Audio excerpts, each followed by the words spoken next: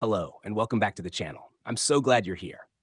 For years, and I mean years, I felt like I was standing right at the edge of the kingdom, staring through a window, but I couldn't quite step inside. Like many of you, I have an enormous, rock solid faith in Jesus. I've read the Gospels countless times. I know the parables, and I understand the basic tenets of Christianity. Yet deep down, there was this restlessness, this gnawing sense that there was a deeper wisdom, a more direct, personal relationship with Christ that the Sunday sermons just weren't covering. If you've ever felt that, if you've ever looked at the pages of the Bible and thought, wait a minute, is this entire chapter a coded message? Then you are in the right place. Because today I want to share with you a discovery that completely, and I mean completely, changed how I view not only the teachings of Jesus, but how I view myself. And it all started with a simple, yet utterly perplexing verse in the Gospel of Matthew. I remember the day clearly. I was doing a deep dive, reading the Sermon on the Mount again, trying to grasp the concept of purity and light, when I hit Matthew 6:22. Jesus says this, "The light of the body is the eye. If therefore thine eye be single, thy whole body shall be full of light." Now, when I first read it, I scratched my head. What in the world does that mean? We have two eyes, right? Every human being has two eyes. Was Jesus confused about basic anatomy? No. Impossible. He was the ultimate master teacher, the embodiment of divine wisdom. So, if he wasn't confused, it meant I was confused. It meant I was reading the literal words while missing the colossal, shining truth hidden just beneath the surface. I chuckled to myself that day, a real, genuine laugh of pure excitement. I realized Jesus was speaking in a language that the priests and the Pharisees could dismiss as nonsense, but that the true seekers, the mystics, the ones ready to wake up, would recognize instantly. He was protecting a secret, not from us, but for us.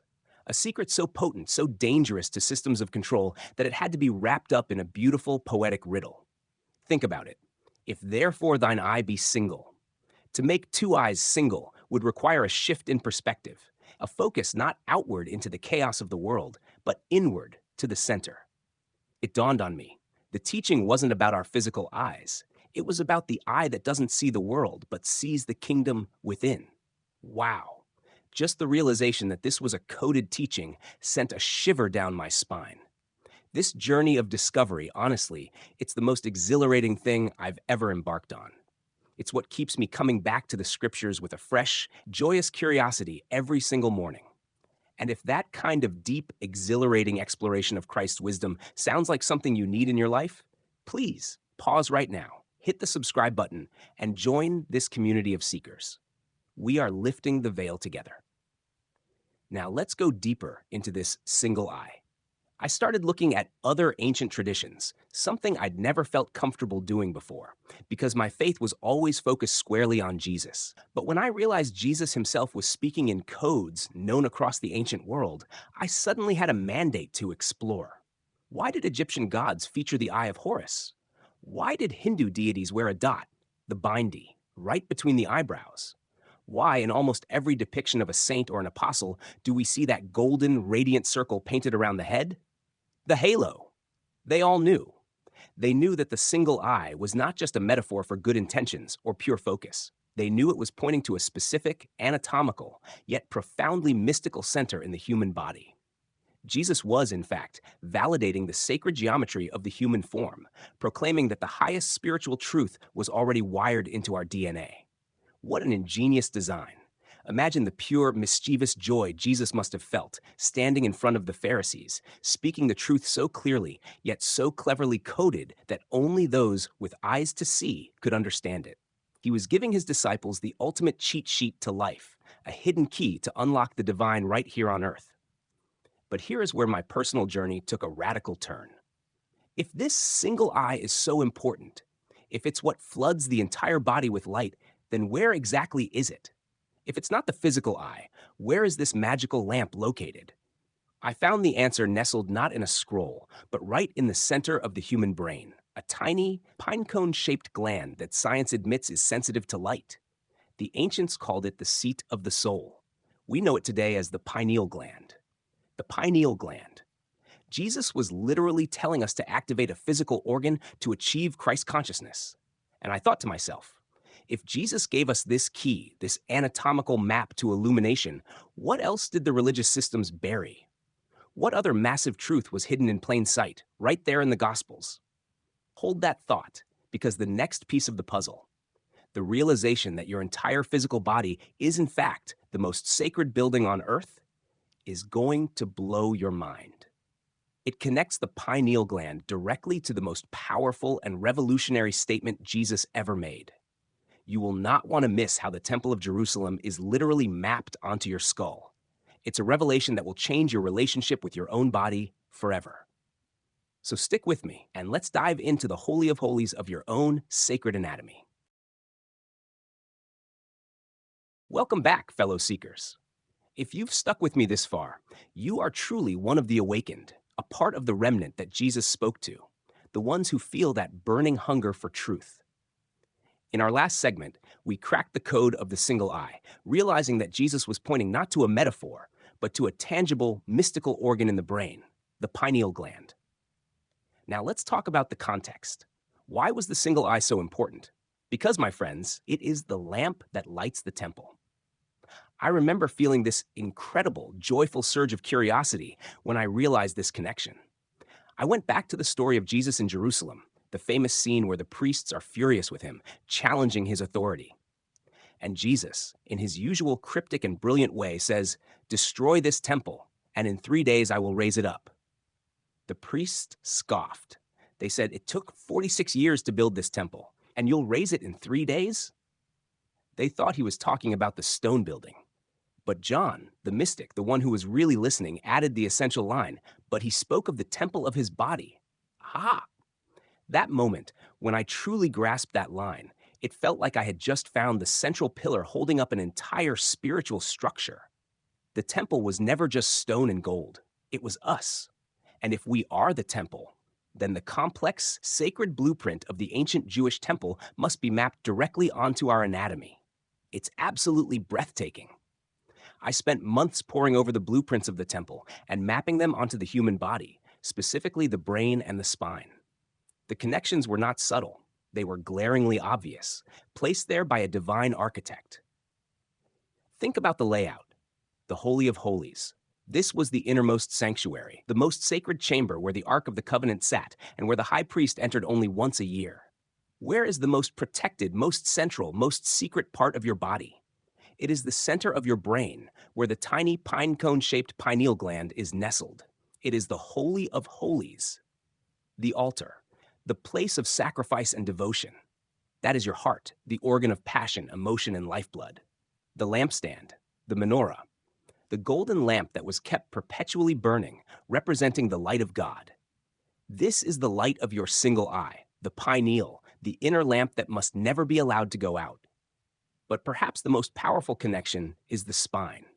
Think of Jacob's vision, the ladder reaching from earth to heaven, with angels ascending and descending. Your spine is that ladder. It is the pathway, the bridge between your root, earthly base, and your crown, heavenly connection. My goodness, what a thought. Heaven and earth do not meet in a cathedral. They meet right here inside of you. This realization that I am the living temple, that the kingdom of God is a biological, mystical reality within my own skull and spine, brought me an exhilarating sense of joy and ultimate freedom. And that, my friends, is exactly why this teaching was suppressed. Can you imagine what would happen to the world if every single person who believed in Jesus suddenly realized they didn't need a middleman? If they truly accepted Jesus' words in Luke 17:21, "The kingdom of God is within you." The moment Jesus started teaching this, he signed his own death warrant. He was not just teaching religion, he was teaching revolution. The temple in Jerusalem was an economic and political powerhouse.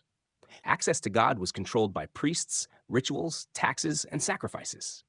And here comes this loving, smiling, radiant Christ figure saying, "Stop, you don't need any of that. You are the temple. God is already in you." That is not just heresy, that is the collapse of an entire global system of control.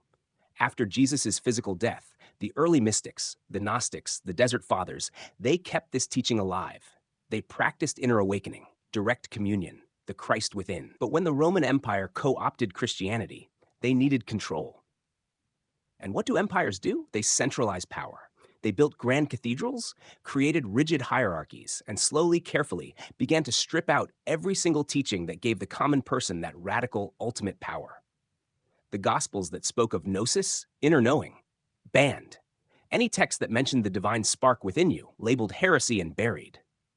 They took Jesus' message of ultimate empowerment and twisted it, telling us we were born broken, unworthy, and separated by an unbridgeable gap, which could only be crossed through their institution.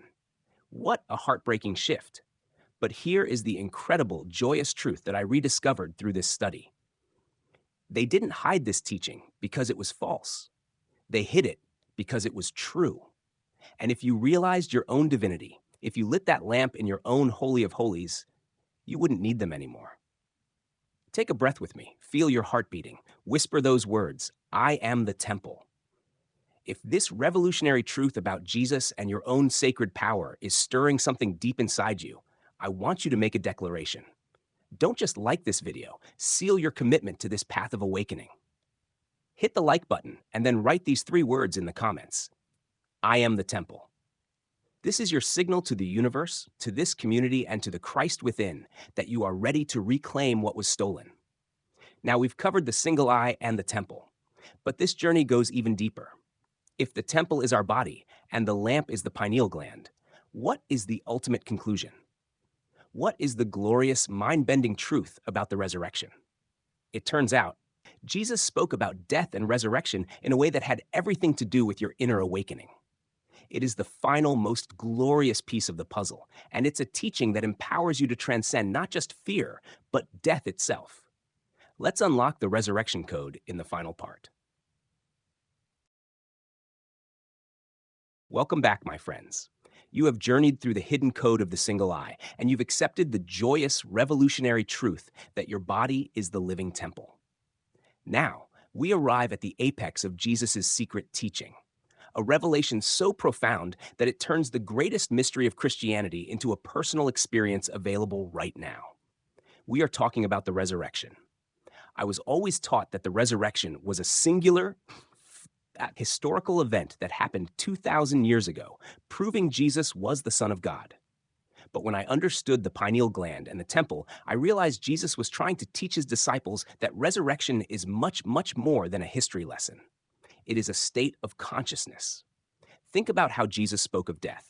He rarely called it death. When Jairus' daughter died, he said, "She is not dead, but sleeping." When Lazarus died, Jesus said, "Our friend Lazarus has fallen asleep." The people around him laughed. They thought he was in denial. But Jesus knew a profound mystical truth. Death and sleep are closer than we think, and awakening is always possible. Every single night, your pineal gland becomes active. It secretes melatonin, sure, but mystically it opens the gateway between worlds.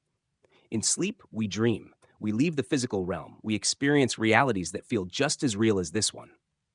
The pineal is the bridge between the seen and the unseen. In deep mystical states, when that inner lamp is fully activated, when the single eye is truly open, you don't need to be asleep to access those realms. You can walk on earth while seeing heaven. What an incredible realization. The resurrection, therefore, is the shift from sleep, the darkness of unconsciousness, the death of the ego, to awakening, the light of Christ consciousness, the full ignition of the pineal gland. Paul said it clearly in Ephesians 5:14, "Awake thou that sleepest, and arise from the dead, and Christ shall give thee light." He didn't say, wait for it in the future. He said, awake, arise, now. The resurrection is an inner event that you can practice every single morning when you choose to wake up fully, not just physically, but spiritually. This is the ultimate empowerment. This is why Jesus said that we would do even greater works than these. For years, I struggled with that verse. How could I, a flawed human, do greater works than Jesus? The key is that Jesus wasn't trying to be worshipped. He was trying to be replicated. He wasn't saying, look at me, I'm special. He was saying, look at me and see what you are capable of.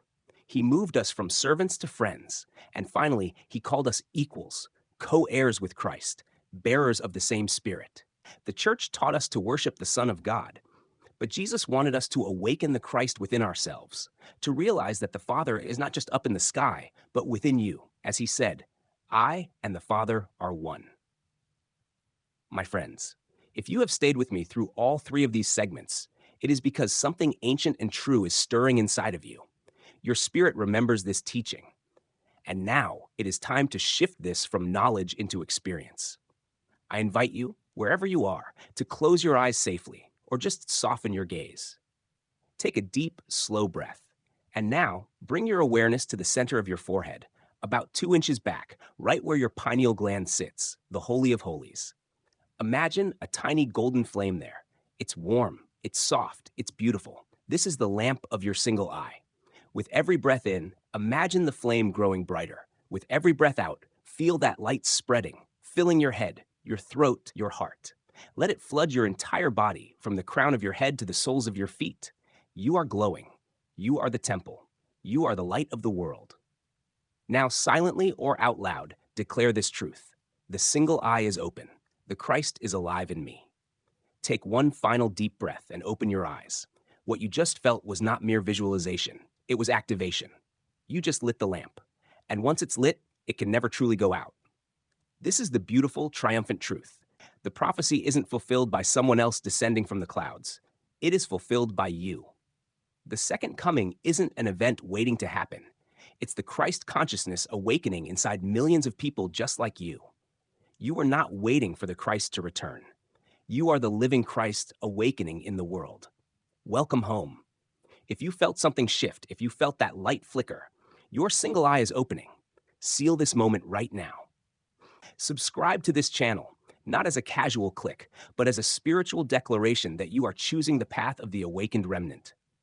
Share this video with someone who loves Jesus but feels imprisoned by religion.